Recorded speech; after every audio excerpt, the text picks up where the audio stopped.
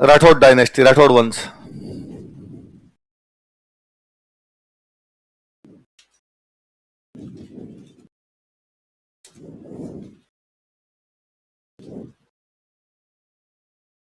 सुनना, देखो एक बात, राठौड़ों की उत्पत्ति के बारे में दो बातें करते हैं इतिहासकार। इनका ओरिजिन कैसे हुआ था, कौन थे, कहां से आए थे।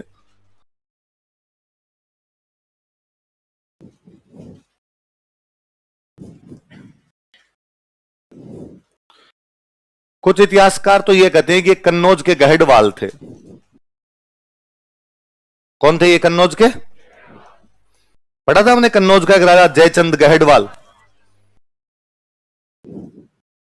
तो ये भी कन्नौज के गहडवाल थे। कन्नौज कहां पड़ता है? यूपी के अंदर। तो कन्नौज के गहडवाल थे, और वहां से बाद में एक बंदा आगे आ गया, और वो कहां पर आ गया इनका? राजस्थान। कई कहते हैं कि नहीं साहब, ये साउथ इंडिया के थे। कहां के थे?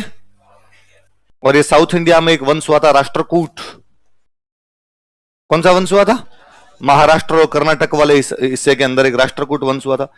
इसके जो राष्ट्रकूट थे वो अपने इधर राजस्थान आ गए, और राजस्थान आ गए तो उनको क्या बोलने लगे? राठौड़। तो दो वंशों के साथ इनको जोड़ा जाता है। कौन कौन से दो वंशों के साथ बताओ देखे? ये तो गहडवाल वंश, और दूसरा कौन सा वंश? और सिंपल कोई सवाल पूछेगा, कन्नौज के गहडवाल वंश से राजस्थान के कौन सी डायनेस्टी को जोड़ा जाता है? राठौड़। या राजस्थान के राठौड़ों को दक्षिण भारत की कौन सी डायनेस्टी के साथ जोड़ा जाता है? याद रहेगी बात है? एक बार इतना उतारो, फिर आगे बात करेंगे अपना। जितना मैंने लिख रखा बोर्ड पे वो उतार लो। ओरिजिन इनका कहां कहां से माना जाता है?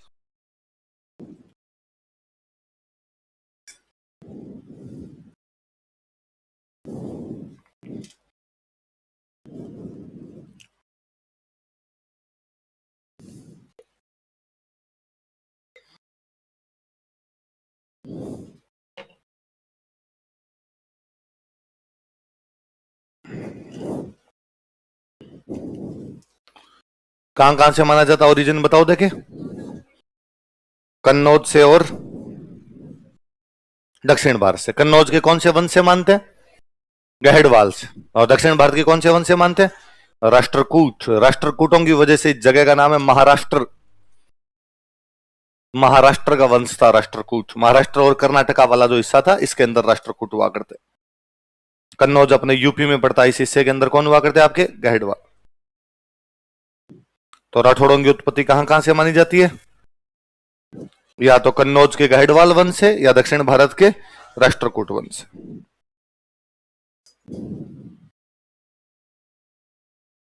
उतार लिया? लो थोड़ी सी एक बात सुनो यूं आप। भारत में जो उतार लो। भारत में जो पहला साम्राज्य स्थापित हुआ था वो साम्राज्य था मौर्य।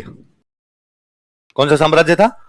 भारत में पहली बार राजा, बड़े राजा बनने लगे थे, वो राजा कौन से थे? मौर्य। चंद्रगुप्त मौर्य नाम सुना होगा? तो चंद्रगुप्त मौर्य वो जो था वो भारत का पहला बड़ा साम्राज्य था, और उनकी राजधानी हुआ करती पाटलिपुत्र।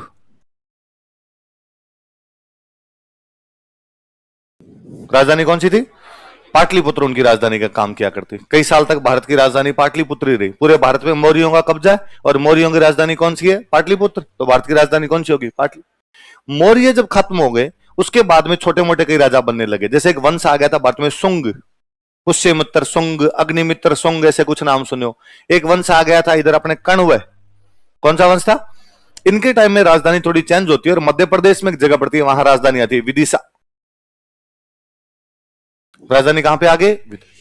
इसके बाद में फिर एक बड़े राजा है गुप्त। कौन राजा है? समुद्रगुप्त, चंद्रगुप्त, ऐसे नाम पड़ते हैं अपने। उन गुप्तों के टाइम में एक बार राजधानी वापस वहीं चली गई जहां से आई थी। राजधानी वापस कहां चली गई? पाटलिपुत्र। गुप्तों के बाद में भारत में फिर छोटे मोटे राजा बनने लग गए, और एक बड़े राजा बने फिर बीच के अंदर, हर्षवर्धन। कौन राजा बने? और राजा हर्षवर्धन के टाइम में राजधानी आ गई कन्नौज। राजधानी कौन सी आ गई? तो हर्षवर्धन के टाइम में राजधानी कौन सी है भारत की? कन्नौज। कन्नौज राजधानी बनी हुई हर्षवर्धन के टाइम। कन्नौज सेंटर बना हुआ एकदम अपना। हर्षवर्धन का राज्य इतना बड़ा तो नहीं था जितना मौर्यों का और इनका था, पर हर्षवर्धन ने कम से कम नॉर्थ इंडिया पे पूरे पे कब्जा कर रखा था, और पूरे नॉर्थ इंडिया की जो राजधानी है वो राजधानी कौन सी है? कन्नौज। कौन से राजा के टाइम में? हर्षवर्धन की डेथ हो जाती है 646 में, 646 ईस्वी के आसपास में। किसकी डेथ हो गई? हर्षवर्धन। अब हर्षवर्धन की जब डेथ हो गई तो उत्तर भारत में कोई बड़ा एक राजा नहीं बचा। अब कन्नौज किसका होगा? इस कन्नौज पे कब्जा करने के लिए भारत में तीन शक्तियां आपस में लड़ती है, तीन पावर लड़ती है। एक पावर अपने राजस्थान की तरफ थी, इधर जो पावर थी प्रतिहार। कौन सी पावर थी? और इनकी राजधानी थी अपने जालोर में एक जगह पड़ती है भीनमाल। कौन सी जगह है? एक पावर यह साउथ इंडिया के अंदर है, यह पावर आपकी राष्ट्रकूट। कौन है? और इनकी राजधानी हुआ करती मान्यखेत।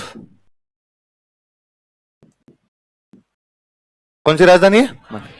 एक पावर हुआ करती बंगाल और बिहार में, इस पावर का नाम है पाल, और इनकी राजधानी है मुंगेर। राजधानी कौन सी है? भारत के वेस्टर्न इंडिया के अंदर एक पावर है, वो कौन सी है? प्रतिहार, जिनकी राजधानी कौन सी है? भारत के साउथ इंडिया में एक शक्ति है जिसका नाम क्या है? राष्ट्रकूट, और उनकी राजधानी कौन सी है? भारत के ईस्टर्न इंडिया में बंगाल बिहार के अंदर एक शक्ति है जिसका कौन सी है? पाल, और उनकी राजधानी कौन सी है? अब इन तीनों को कन्नौज चाहिए। तीनों को क्या चाहिए? इनको अपने कन्नौज पे कब्जा करेंगे, क्योंकि भारत का राजा वही माना जाएगा जो कहां का राजा होगा? कन्नौज। और कन्नौज में हर्षवर्धन था, तब तक तो किसी की हिम्मत नहीं हुई। हर्षवर्धन के बाद कमजोर आए तो हर किसी को लगता है कि मैं कहां पे कब्जा कर लूं? कन्नौज। कन्नौज पड़ता है यूपी में, मुंगेर पड़ता है बिहार। कन्नौज कहां पड़ता है? यूपी। मुंगेर कहां पड़ता है? तो मुंगेर के पास में आ गया। तो इधर से एक पालों का एक राजा आया, धर्मपाल। कौन राजा है? और उसने आगे मुंगेर पे, यहां कन्नौज पे कब्जा कर लिया। तो इन तीनों में कन्नौज में सबसे पहले कब्जा करने वाले कोई है, तो वो कौन है? पाल। ये बातें पता चली प्रतिहारों को, और प्रतिहारों में राजा हुआ वत्सराज। पढ़ते हैं आपने? मुंगेर के युद्ध में धर्मपाल को हराता है, और अपने वाला मंडोर वाला गया था कक। कौन गया था? और कक कहता मेरी वजह से जीते हैं, मैं नहीं जाता तो पार ही नहीं पड़ती, बताया था। तो इधर से प्रतिहारों का राजा आया, उसने आगे इसको पाल को भगा दिया, और पाल को भगा के यहां पे कब्जा किसने कर लिया? प्रतिहारों। तो कन्नौज पे पहले कब्जा किसका हुआ? पाल। बाद में उनको हटा के कौन आगे यहां पे? ये बात पता चली साउथ वालों को, यार ऊपर पंगा चल रहा है, वो आपस में लड़ रहे हैं। तो साउथ की तरफ से एक बंदा गया, आप आगे पढ़ोगे, ध्रुव नाम का राजा था, वो गया यहां से, और उसने जाके कहां पे कब्जा कर लिया? कन्नौज। एक राउंड खत्म होता है। उस राउंड में पहले कब्जा कौन कर रहे हैं? पाल। पालों को हटा के कौन आए? प्रतिहार। प्रतिहारों को हटा के कौन आगे? और राष्ट्रकूटों ने वहां खूंटा काटा एकदम जाए, उनका अब और है कोई, हम बैठे हैं इधर। पर राष्ट्रकूटों के साथ दिक्कत, राष्ट्रकूट साउथ से आए थे। राष्ट्रकूट कहां से आए थे? नॉर्थ इंडिया को और साउथ इंडिया को अलग करने के लिए बीच में एक माउंटेन रेंज है आपके, विंध्याचल। कौन सी पर्वतमाला है? विंध्याचल पर्वत। विंध्याचल पर्वतमाला अपने को काट देती है। अब तो ठीक है भाई, ट्रांसपोर्टेशन खूब सारा हो गया, तो आप नॉर्थ से साउथ इजीली चले जाते हैं, वरना बीच में जब इतने बड़े पहाड़ होंगे तो आप कैसे जाएंगे नॉर्थ से साउथ? तो नॉर्थ अलग हो जाता था और साउथ क्या हो जाता था? अलग। यहां साउथ की एक बड़ी पावर तो कौन है? लेकिन इनके अलावा यहाँ पे छोटे छोटे वंश और थे, अलग अलग कोस्टल एरिया के अंदर अलग अलग छोटे छोटे के वंश थे। ऐसे कुछ एरिया आपने नाम सुने हो, चेर, चोल, पांडे, कदम्ब, गंग, वनवासी, ऐसे कई छोटे छोटे वंश हुआ करते यहाँ पर। ये जो छोटे छोटे वंश थे, ये किससे डरा करते? तो चुपचाप बैठे रहते। लेकिन अब इनको पता चला कि आजकल राष्ट्रकूट खुद तो कहां रहते हैं, तो इन सब ने गठबंधन बनाया और मान्यखेत पे कब्जा कर लिया। कहां पे कब्जा कर लिया? तो बेचारे राष्ट्रकूटों को पता चला कि यार अपने मान्यखेत पे तो वो छोटे मोटे कुकुर मुते कब्जा कर गए सारे के सारे। तो ये बेचारा राष्ट्रकूट वापस भाग के आया, इनको कूटा उसने पकड़ के, और इनको भगा के उसने वापस अपने कहां पर कब्जा किया? कन्नौज खाली। ये बात पता चली पालों को, तो पाल आए, पालों ने आगे कहां पे कब्जा कर लिया? ये बात पता चली प्रतिहारों को। प्रतिहार आए, इन्होंने कहां पे कब्जा कर लिया? ये बात पता चली राष्ट्रकूटों को। राष्ट्रकूट आए, इन्होंने कहां पे कब्जा कर लिया? ये बात पता चली इन सब को। ये आए, इन्होंने कहां कब्जा कर लिया? ये बात पता चली राष्ट्रकूटों को, बेचारे वापस भाग के कहां पे आए? ये हंसी की बात नहीं है, भारत में ये लड़ाई 200 साल चली है। भारत का त्रिपक्षीय संघर्ष, भारत का ट्राईपार्टी स्ट्रगल ऑफ इंडिया। और अभी तो मैं केवल बोल रहा हूं, बाद में हम लिखवाएंगे, जब आगे नरेंद्र सर आपको एंशिएंट पढ़ाएंगे तो बाकायदा लिखवाएंगे कि यूं प्रथम चरण उसमें लिखाएंगे, पालों ने कन्नौज पर अधिकार किया, प्रतिहारों ने पालों को हराकर कन्नौज पर अधिकार किया। अब राष्ट्रकूटों ने प्रतिहारों को हराकर कन्नौज पर अधिकार किया। दक्षिण की अन्य पावर्स ने मान्यखेत पे कब्जा किया, इसलिए राष्ट्रकूट वापस मान्यखेत चले गए। अब पुनः एक चरण खत्म, फिर दूसरा लिखवाए। पालों ने कन्नौज पर अधिकार किया, प्रतिहारों ने पालों को हटाया, अब राष्ट्रकूटों ने प्रतिहारों को हराया। अब दक्षिण वालों ने राष्ट्रकूटों की राजधानी पे कब्जा किया, राष्ट्रकूट वापस गए। ऐसे 6 चरण है। कितने चरण है? 6 चरणों तक ये लड़े हैं। लेकिन 2 स्टेज के बाद में राष्ट्रकूटों की एक बात समझ में आ गई कि साउथ में बैठ के नॉर्थ नहीं संभाल सकते और नॉर्थ में बैठ के साउथ है, तो उन्होंने कहा तुम लड़ो आपस में। तो शुरुआत वाले 2 स्टेज में तो तीनों लड़ते हैं और 2 स्टेज के बाद में केवल लड़ने लग जाते हैं पाल और प्रतिहार। तो अगले 2 के अंदर लड़ते हैं पाल और प्रतिहार, उसमें फाइनली जीतते हैं प्रतिहार। कौन जीत जाते हैं? और प्रतिहार कहां पे कब्जा कर लेते हैं? आपका कन्नौज। तो मैंने आपको बताया था कि इसीलिए अपने भीनमाल वाले प्रतिहार नहीं पढ़ते, क्योंकि फाइनली ये कहां पे चले जाएंगे? कन्नौज। और कन्नौज जाएंगे तो इंडियन हिस्ट्री के अंदर इनको पढ़ना पड़ेगा, तो यहां क्यों पढ़े, वहीं पे पढ़ ले। तो शुरुआत वाले 2 चरणों में तीनों लड़े, कौन कौन? पाल, प्रतिहार, और बाद वाले 2 चरणों में 2 ही लड़े, कौन कौन आपके? अब पाल तो बाहर हो गए, प्रतिहारों ने क्या कर लिया? कब्जा। पर राष्ट्रकूटों को लगता था कि हम हारे भी नहीं और कब्जा भी नहीं है, भाई हम हमेशा जीते हैं, कभी हार के नहीं आए वहां पे किसी से, उसके बावजूद अपना कब्जा नहीं है। पर वो इंटेलिजेंट हो गए, वो समझ गए कि अपने कन्नौज पे स्थायी कब्जा, परमानेंट वहां पे अपना कैप्चर तो नहीं कर सकते। तो अब राष्ट्रकूटों ने एक तरीका और अपनाया। राष्ट्रकूटों का एक राजा निकला वहां से, इंद्र। कौन निकला? कन्नौज आया, कन्नौज में आगे प्रतिहारों को ढंग से हराया उसने, बहुत ढंग से हराया। कई दिन यहां बैठा रहा, फिर कहा टैक्स लाओ तुम, और टैक्स लेके वापस भाग के चला गया। जब तक नीचे वाले कुकुरमुते गठबंधन बनाते तब तक भाग के वापस अपने कहां चला गया? नीचे।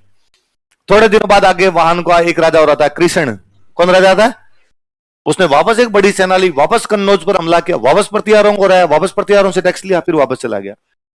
राष्ट्रकूट इस पूरी लड़ाई में ऐसी शक्ति है, ऐसी पावर है जो कभी हारे नहीं। इस पूरी लड़ाई में एक पावर जो कभी किसी से हारी नहीं, वो कौन सी थी? लेकिन कब्जा किसी का हुआ था कन्नौज पे, तो कब्जा किसका हुआ था? कि भले राष्ट्रकूट जीत गए हो, लेकिन राष्ट्रकूट कन्नौज पे कब्जा नहीं कर पाए। कन्नौज पे कब्जा कौन कर पाया था? राष्ट्रकूट कब्जा क्यों नहीं कर पाए, वो आपको पता है कि नॉर्थ और साउथ की जो फिजिकल कंडीशंस है वो पूरी तरीके से अलग थी, इसलिए आप साउथ में बैठ के नॉर्थ कंट्रोल नहीं कर सकते और नॉर्थ में बैठ के साउथ। इसलिए उनको लगता था हमारी खुद की राजधानी साउथ है, तो हम साउथ छोड़ के नॉर्थ क्यों जाएं। लेकिन राष्ट्रकूटों ने कन्नौज पे 4 हमले किए।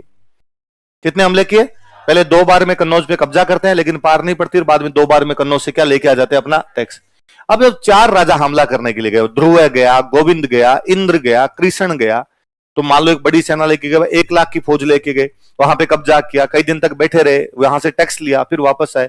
तो वापस आते टाइम पूरी फौज एक साथ नहीं आती, कि शुरुआत में 2 बार इन्होंने कब्जे किए तो इनके कुछ बंदे वहीं रह गए, कि मान लो 2 साल, 2.5 साल, 3 साल जितना भी इनका कब्जा चला, तो बाद में जो वापस आ रहे थे तो कई भाई वहीं बस गए, उनका वापस नहीं जा रहे। किसी ने दुकान खोल ली होगी, कोई वहां राजा की नौकरी करने लग गया होगा, किसी ने खेत खरीद लिया होगा, कोई ठेकेदारी करने लग गया होगा वहां पे, तो उनका वापस नहीं जाना। इसलिए कई राष्ट्रकूट कन्नौज के आसपास बस गए। कि राष्ट्रकूट कहां बस गए? राष्ट्रकूट थे कहां के? बेसिकली साउथ के, लेकिन कई कहां पे आगे बस गए? यूपी। कन्नौज का मतलब यूपी। यूपी में जिन इलाकों के अंदर वो बसे, वो इलाका पहाड़ वाला इलाका, जिसको बोलते हैं गढ़वाल। क्या बोलते हैं? यूपी में गढ़वाल वाला इलाका, जिसको अब तो उत्तराखंड के रूप में अलग कर दिया गया। इस गढ़वाल वाले इलाके के अंदर राष्ट्रकूट जाके बस गए कहीं पे।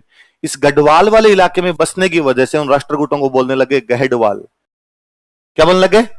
तो जिनको आप साउथ में राष्ट्रकूट बोलते हो, उन्हीं को यहां यूपी में गढ़वाल में रहने की वजह से क्या बोलना शुरू कर दिया? क्या बोलना शुरू कर दिया? गढ़। अब समय का चक्कर घुमा, साउथ वाले राष्ट्रकूट खत्म हो गए। साउथ वाले राष्ट्रकूट तो क्या हो गए? साउथ वाले राष्ट्रकूटों को दाता पता ही नहीं बचा। साउथ में नई पावर आ गई, चालुक्य। साउथ में कौन सी पावर आ गई?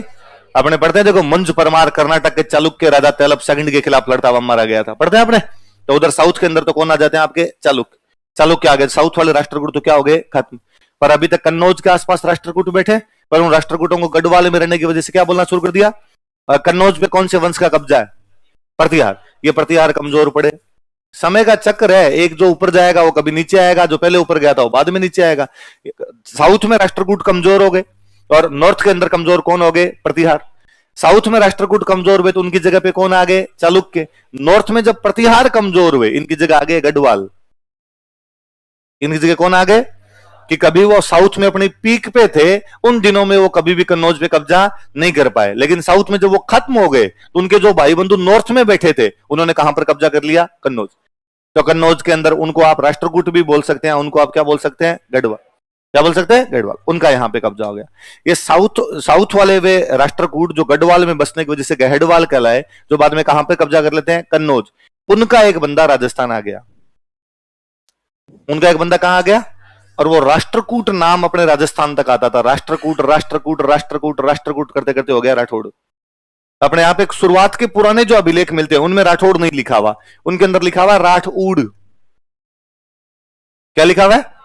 तो राष्ट्रकूट राष्ट्रकूट राष्ट्रकूट राष्ट्रकूट करते राठौड़ राठौड़ राठौड़ राठौड़ करते करते अब नाम क्या आया धीरे धीरे वो आई बात समझे। तो जिनको आप साउथ में बोलते हैं राष्ट्रकूट, जिनको आप नॉर्थ के अंदर आके बोलते हैं गहडवाल, उन्हीं को आप राजस्थान के अंदर आके क्या बोलते हैं। तो ये बहस खत्म ही हो जाती है कि राठौड़ों की उत्पत्ति किससे हुई थी। राठौड़ों की उत्पत्ति दोनों से ही है। इन्हीं को आप साउथ के अंदर राष्ट्रकूट बोलते हैं, इन्हीं को आप कन्नौज के अंदर क्या बोलते हैं। पर अपने से सिंपल ऐसा सवाल पूछेंगे तो याद रखना कि कन्नौज के कौन से वंश से जोड़ा जाता है तो गहडवाल, दक्षिण भारत के कौन से वंश से जोड़ा जाता है तो अपने बहस में पढ़ना है नहीं, क्योंकि ये पीएचडी की उस टाइप की बातें थी। कंक्लूजन मैंने बताई दी आपको, समझ में आ गई बात। अपने यहां जब इन्होंने कन्नौज के आसपास कब्जा किया तो कन्नौज के पास में एक जगह पड़ती है बदायूं। कौन सी जगह पड़ती है? तो कन्नौज पे तो मुख्य रास्ता, तो आसपास में छोटी मोटी जगह भी सब जगह यही रहे होंगे। जैसे मेवाड़ गोहिलों का मुख्य है, पर बांसवाड़ा डूंगरपुर यहां पर भी तो गोहिली बैठे हैं। कन्नौज इनकी मुख्य राजधानी थी, तो इनका एक जगह पास में और कब्जा था, वो जगह कौन सी है? और यहां बदायूं से एक बंदा सबसे पहले राजस्थान में आता है, उसका नाम था राव सिंहा। नाम क्या था? तो राजस्थान आने वाला जो पहला राठौड़ था वो राठौड़ कौन था? कहां से आया था? 1240 के आसपास में। किसके आसपास में? इसको लेके आए थे अपने पाली के अंदर, ब्राह्मण रहते थे पालीवाल। कौन से ब्राह्मण रहते? वो इसको वहां से लेके आए थे। तो हमारे साथ चल, हमारी रक्षा कर दिया कर और हम तेरे को क्या दे देंगे? टैक्स। तो पालीवाल ब्राह्मणों की सहायता के लिए आता है। यहां राजस्थान के अंदर आके बाड़मेर में एक जगह पड़ती है खेड़। कौन सी जगह? इसको ये अपनी राजधानी बनाता है। फिर एक लड़ाई होती है, उस लड़ाई के अंदर लड़ता हुआ मारा जाता है। जिस जगह पे मरा था उस जगह का नाम है बिट्ठू। क्या नाम है? पाली के अंदर बिट्ठू नाम की एक जगह, वहां पे लड़ता हुआ मारा गया था, इसलिए इसकी छतरी कहां पर बनी हुई है? बिट्ठू। तो राजस्थान में राठौड़ों का संस्थापक कौन था? कब आया है? कहां से आया है? किसकी सहायता के लिए? राजधानी कहां बनाई? छतरी कहां पर है? पहले पड़ जाएगी बात। लिखो राव सिंहा। आज पहले एक बात और लिख लो उससे पहले, पर राठौड़ों की रियासतें कौन कौन सी है लिख लो। राठौड़ रियासतें, फिर अलग अलग रियासत का इतिहास पढ़ लेंगे ना अपने। राठौड़ स्टेट्स,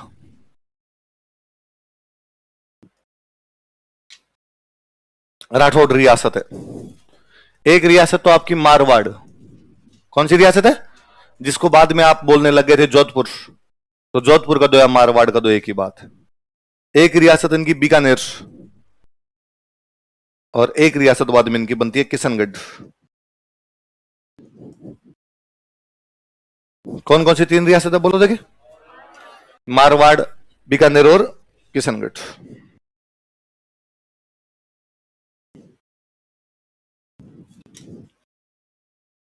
एक एक का पोस्टमार्टम करें। लिखो मारवाड़ का इतिहास, हिस्ट्री ऑफ मारवाड़। तो अब कोई आपसे पूछ ले इनमें से कौन से स्थान पर राठौड़ों का अधिकार नहीं था, और वो आपको ये दे दे कि मारवाड़, बीकानेर, किशनगढ़ और प्रतापगढ़। प्रतापगढ़ में नहीं था। एक लाइन वापस रिपीट मार लो। मारवाड़ में राठौड़ वंश का शासन था। Rathore dynasty ruled over Marwar. Marwar में राठौड़ वंश का शासन था। Rathore dynasty ruled over Marwar.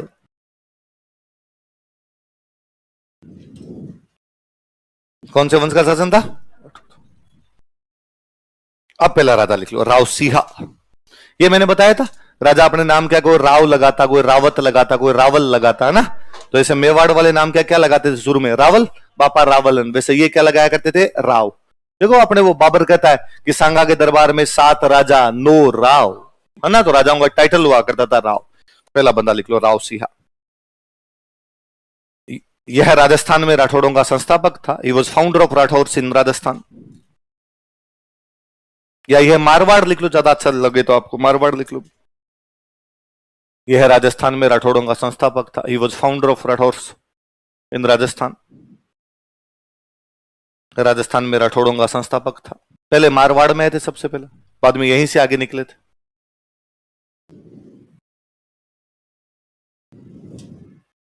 अब एक बात आगे लिखो। 1240 ईस्वी में, इन 1240 एडी,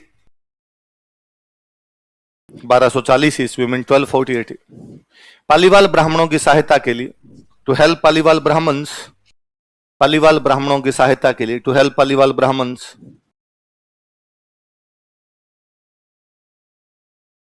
पालीवाल ब्राह्मणों की सहायता के लिए, to help Paliwal Brahmins,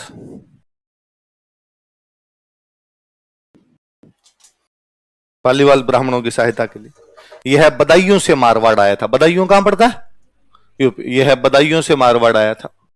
he came to Marwar from Badaun. यह है बदायूं से मारवाड़ आया था। He came to Marwar from Badaun. यह है बदायूं से मारवाड़ आया था। He came to Marwar from Badaun. लिखो राजधानी खेड़, कैपिटल खेड़। बाड़मेर में एक जगह पड़ती है राजधानी खेड़।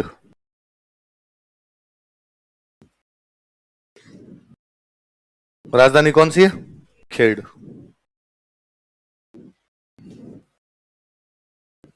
छतरी बिठू, सेनेट ऑफ बिठू पाली में जगह पड़ती है। तो राजधानी तो कौन सी है? खेड़। और छतरी कहां पर बनी हुई इसकी? बिठू।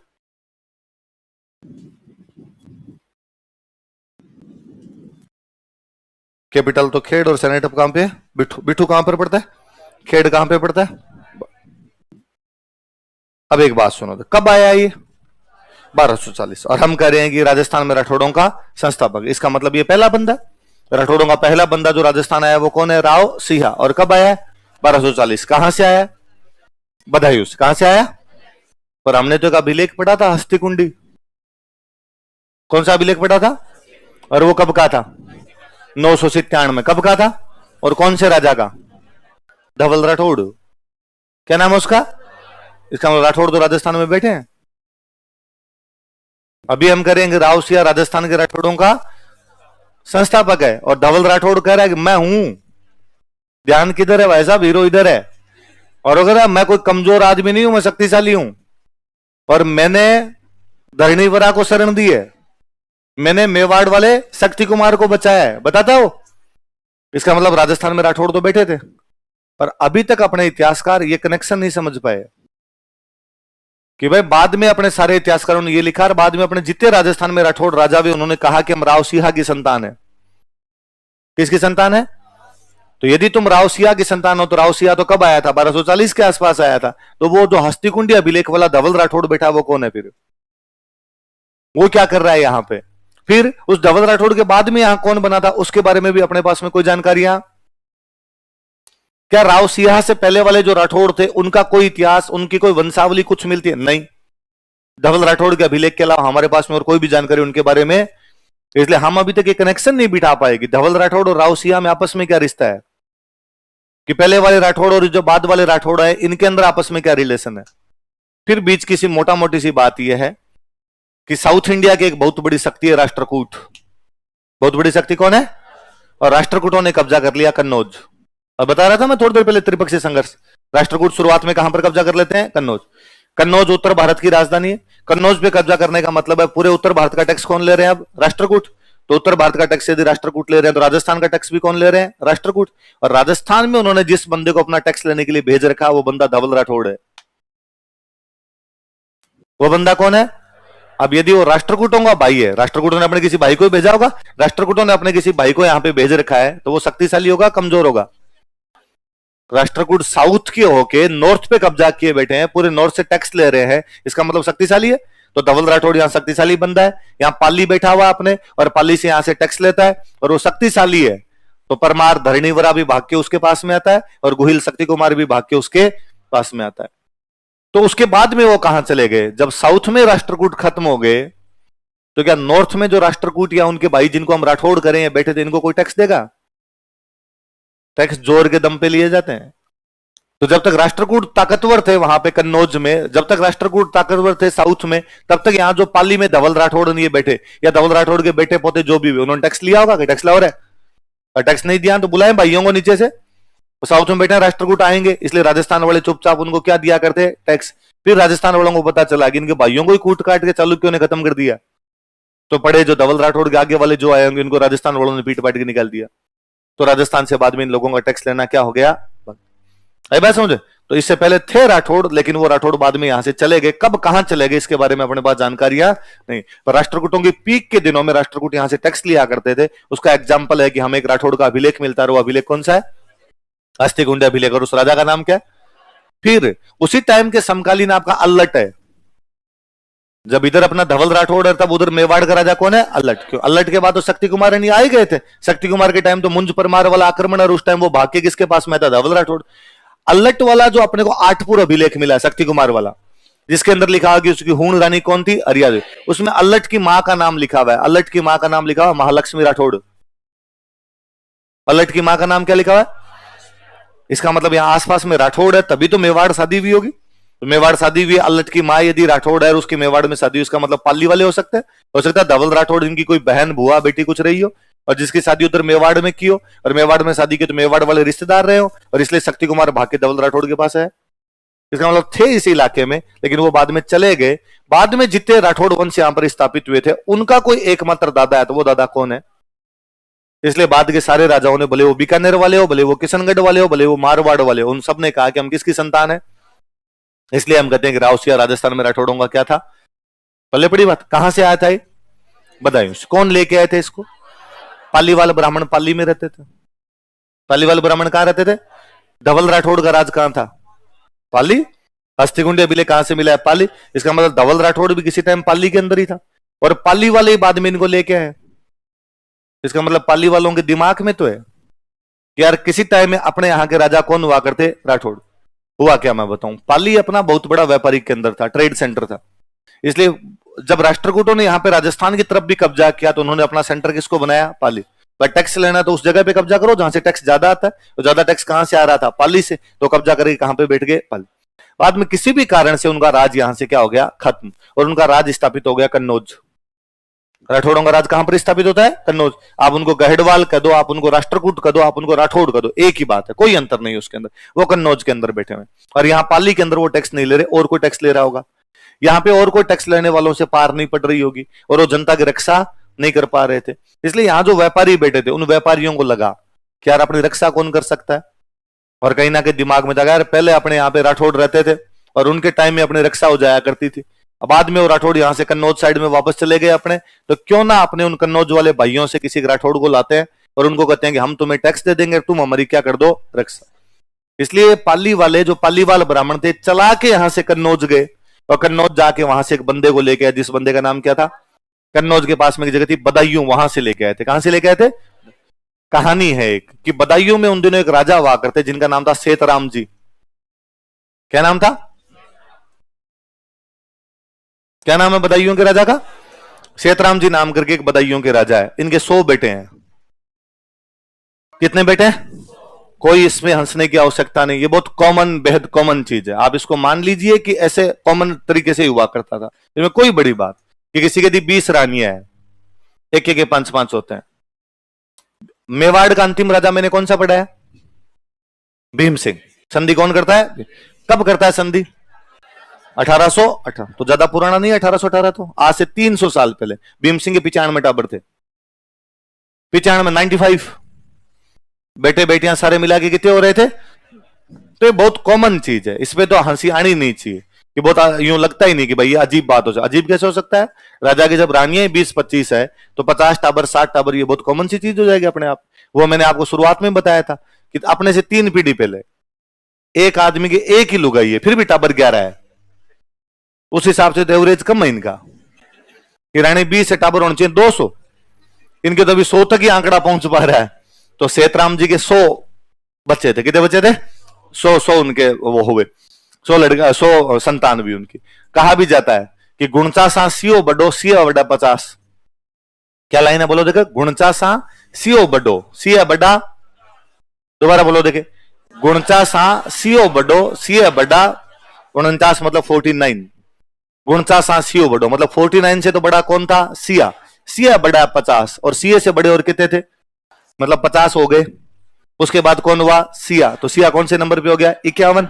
और सीए के बाद में और कितने हुए? 49। तो 51 पे सीआर 49, बाद में टोटल कितने हो गए? गुणचा सियो बडो सिया बड़ा 50। तो टोटल कितने हुए? कितने हुए? 100। सिया कौन से नंबर पे? 50 हो गए। 50 के बाद 51 पे कौन हुआ? सिया। और सीए के बाद और कितने हुए थे? ये किसकी संतान है? 51 नंबर पे कौन होता है? सिया। तो कहते 51 नंबर पे जो बच्चा हुआ, 50 होने के बाद जो 51 जो हुआ था उनके, तो अब तो क्या हो गया? आपके घड़ियां आ गई, मोबाइल आ गए, टाइम देख लेते हो आप। पहले टाइम देखने के ये तरीके तो थे नहीं, पहले टाइम देखने के तरीके थे, भाई सूरज की रोशनी कहां पड़ रही है, चांद की रोशनी कहां पड़ रही है।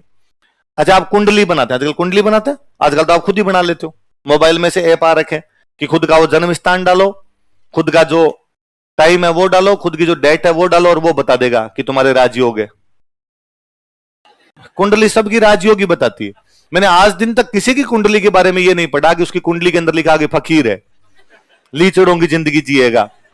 एक किसी भी आदमी के बारे में सारी कुंडली वाले ये कहेंगे भाई साहब जोरदार है, इसके अंदर तो क्या है, राजयोग है। तो आप खुद ही बना लेते हो आजकल तो अपनी कुंडली।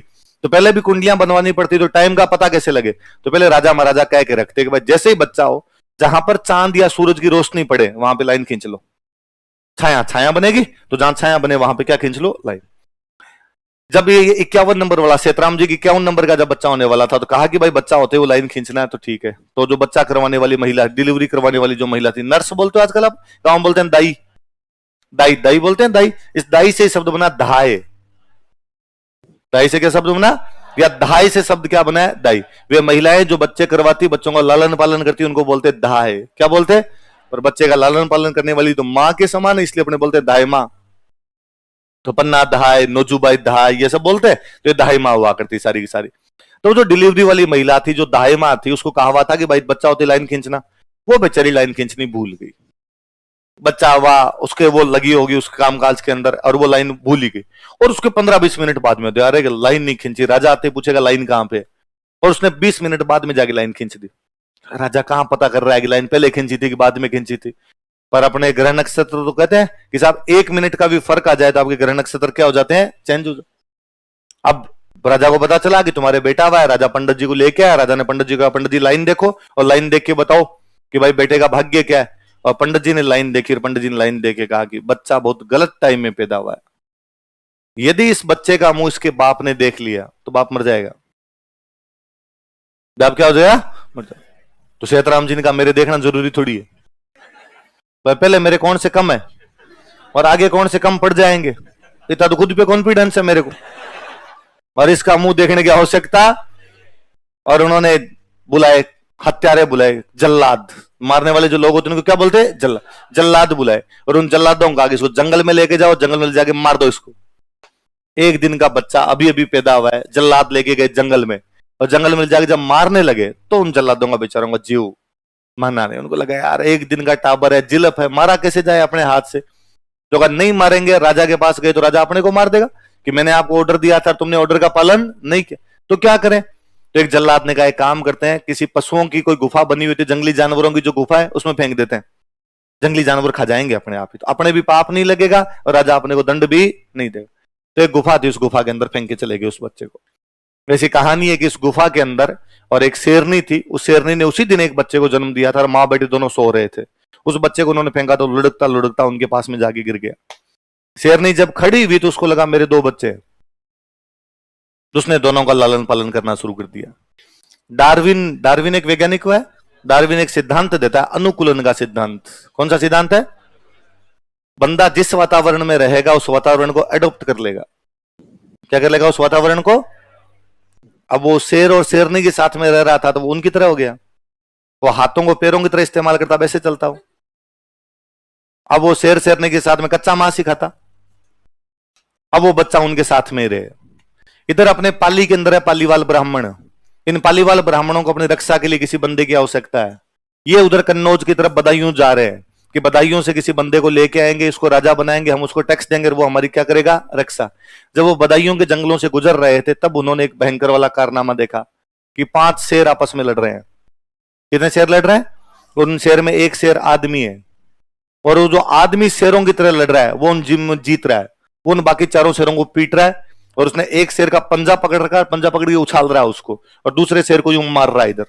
और उनको लगा रहे ये क्या है, मतलब है तो आदमी पर चलता शेरों की तरह, हाथों को भी पैरों की तरह इस्तेमाल कर रहा है, गुर्रा रहा है, दांत निकले हुए हैं, बाल एकदम यूं बढ़े हुए हैं इसके।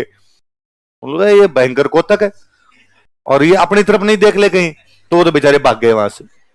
आगे बदायूं पहुंचे, बदायूं के राजा कौन है, और उन्होंने सेतराम जी को जाकर आगे, सेतराम जी आपके जंगलों में एक भयंकर कोतक देखा है हमने आज। क्या देख के है कि वहां 5 शेर लड़ रहे थे, उन 5 शेर में एक आदमी है, और वो आदमी उन 4 शेरों को पीट रहा है, पर वो रहता शेरों की तरह है, वैसे गुर्रा रहा है, वैसे चल रहा है वो। सेतराम जी ने कहा मैं ही मिला, मजाक करने के लिए और कोई मिला ही नहीं था। तो अरे सर सच में आपको उसकी सौगन है, हम ये सब देख के आए हैं। वो तो ये बात कह के चले गए। अब ये बात पूरे जंगल, वो उस शहर के अंदर फैली, पूरे राज्य में फैली कि यार इस प्रकार जंगल में ये है, जंगल में एक आदमी है शेरों के साथ रहता है। वो जो जल्लाद थे जो मारने के लिए गए थे, वो जल्लादों में से जो उनका सेनापति था, जो उनका मुखिया था, हेड था, चीफ था, वो राजा के पास गया। तो उसने राजा को जाकर, राजा मेरे यदि सजा माफ करो तो मैं एक बात बताना चाहता हूं। राजा ने कहा 7 खून माफ है, कि 7 मर्डर भी करके आया तो तेरे को सजा नहीं दूंगा, बता क्या बात है। उसने कहा वो जो कल शेर वाली बात ना अपने दरबार में चल रही थी ना, कि हाँ वो सर आपका बेटा है। क्या बात करते हो, कैसे? कहा वो जो आपके था ना 51, आपने कहा था जंगल में जाके मार के, हाँ तो सर हमने मारा नहीं उसको, तो हम शेर की गुफा में फेंक के आए थे, और हो ना हो सर ये वही है। राजा ने कहा यार उसके बारे में तो पंडित जी की भविष्यवाणी थी कि उसको देखते ही राजा मर जाएगा। तो बेचारी वो दाई जो थी, इसने लाइन खींची, उसने कहा था हम नहीं मरोगे, यदि है तो ले आओ। कैसे? कि वो लाइन मैंने आधे घंटे बाद में खींची थी, आधे घंटे में ग्रह नक्षत्र चेंज हो गए होंगे। तो राजा सेतराम जी ने अपनी सेना भेजी, और सेना भेज के उसको पकड़ के लेके, बिना सेना के शेर पकड़ में कैसे? पहले तीर वीर मार के उसको घायल किया, घायल करके बाद में उसको लेके बांध के लेके थोड़ी देर बाद होश आया तो उसको मिनक दिखाया कि मिनक है कैसे गुर्रा रहा है, बोल थोड़ा बहुत। वापस डार्विन वाला सिद्धांत है, वो शेरों के साथ रहा तो बर्ताव कैसे करता था? शेरों जैसा। अब वो आदमियों के साथ रहा तो बर्ताव कैसा करने लग गया? उसके बाल काटे, दांत आगे से तिखे हो गए थे, थोड़े सेट किए होंगे उसके दांतों वांतों को। वो इतने दिन जिंदाबाद घूमता था, कपड़े पहनाए होंगे, कपड़े ले रहे। वैसे मामला थोड़ा सेटल किया उसको, और अब एकदम साथ में बिठाना शुरू। इतने दिन तो कच्चा मांस ही खाया करता था, फिर उसका रोस्टेड नाम की भी चीज होती है, और ये खा मजा ज्यादा आएगा इसके अंदर। अब वो यहां पे रहने लग गया, शेरों के साथ रहता है, इसलिए उसका नाम रखा गया सिंहा। क्या नाम रखा गया? पालीवाल ब्राह्मण आगे बंगाल साइड में बिजनेस करने जाते, वहां से बिजनेस करके वापस आए तो वापस वहां रुके बदायूं में, और उन्होंने पूछा कि राजा हम एक बात कह के गए थे, उसका क्या हुआ? और राजा ने कहा थैंक यू यार, वो तो मेरा बेटा ही था यार, आपने मेरे बिछड़े बेटे से मेरे को मिला दिया, मांगो क्या चाहिए तुम्हें? और उन्होंने कहा सर हमारे वहां रक्षा करने के लिए कोई एक बंदा चाहिए, आपका बंदा भेज दो, वो हमारी रक्षा कर लेगा। और राजा ने कहा ले जाओ, मेरे किसी भी सेनापति को लेके चले जाओ, किसी भी बेटे को लेके चले जाओ, खूब सारे बेटे हैं मेरे। तो उन्होंने कहा किसी को नहीं, इसको भेज, ये जो इसको भेज। तो कहते वो पालीवाल ब्राह्मण राव सिंहा को लेके आए थे। तो राव सिंहा सबसे पहले जब अपने यहां पर आया था तो कहते हैं 140 आदमी लेके आया था अपने साथ। कितने आदमी लेके आया? तो अपने पुरानी किताबों में लिखा हुआ है कि राव सिंहा 27 घुड़सवारों के साथ राजस्थान आया। 27 7 बार 20 7 बार 20 20 20 20 7 टुकड़ियां, 27 मतलब 140, 28 मतलब 160। और गांव में आज दिन तक गिनती ऐसे ही करते हैं। गांव में जिनके पास भी भेड़ बकरियां उनकी गिनती सुन लेना कभी, तो उनको पूछना कि कितनी भेड़े हैं, कहीं 8 बीसी है मतलब 160 है, 9 बीसी है मतलब 180 है। तो 20 वाली गिनतियां आज भी चलती रहती है गांव के अंदर। तो वो 27 घुड़सवारों के साथ राजस्थान आया। 27 घुड़सवार मतलब कितने लोग हो गए? और यहां आने के बाद पालीवाल ब्राह्मणों की सहायता के लिए उसने खेड़ के अंदर अपनी राजधानी बनाई। एक किसी युद्ध में उनकी तरफ से लड़ रहा था, वो बिट्ठू में लड़ता हुआ मारा गया, तो बिट्ठू में उसकी क्या बनाई हुई है? पल्ले बड़ी बात है। कहानी तो यहां पे आगे खत्म हो जाती है। इस प्रकार की कहानी है, एक बहुत पॉपुलर कहानी है, आपने पता नहीं सुनी कि नहीं सुनी होगी। बाकी मेरी ये कहानी बहुत अर्ली एज मतलब दूसरी तीसरी क्लास में सुनी हुई है। घरों के अंदर सुनाते थे कि अपने मारवाड़ में एक राजा हुआ था, और वो राजा इस प्रकार शेरों के साथ में रहा था, इसलिए उसका नाम क्या था? सिंहा।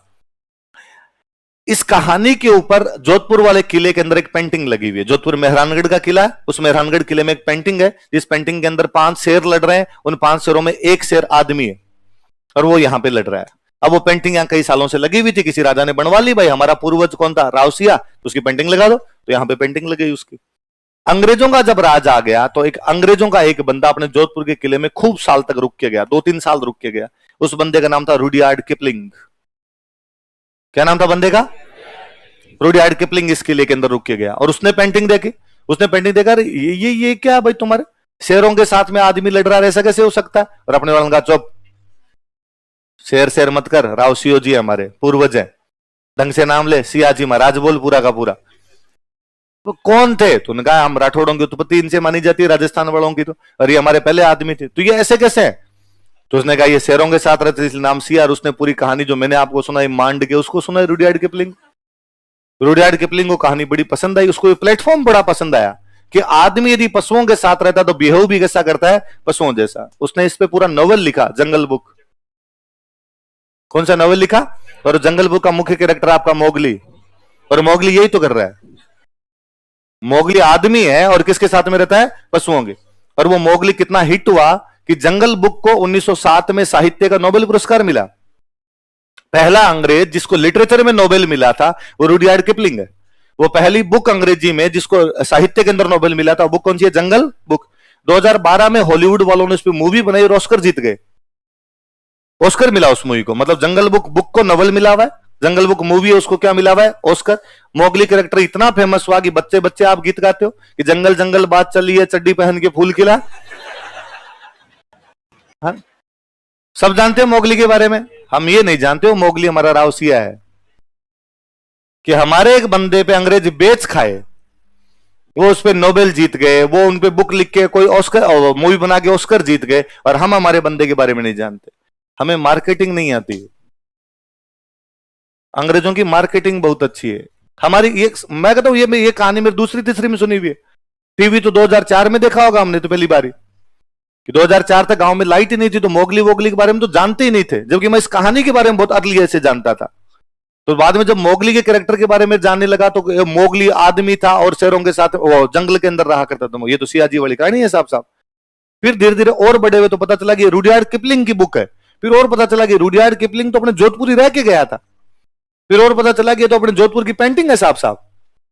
और ये रुडयार्ड किपलिंग कहानी चुरा गया अपनी पूरी की पूरी, और अपने सारे टाबर मोगली गा रहे हैं। आज के बाद ध्यान रखना, वो कौन है? अपने सियाजी महाराज। सिया नहीं, सियाजी महाराज। अपने तो ढंग से नाम ले कम से कम। चलो अगला राजा लिखो।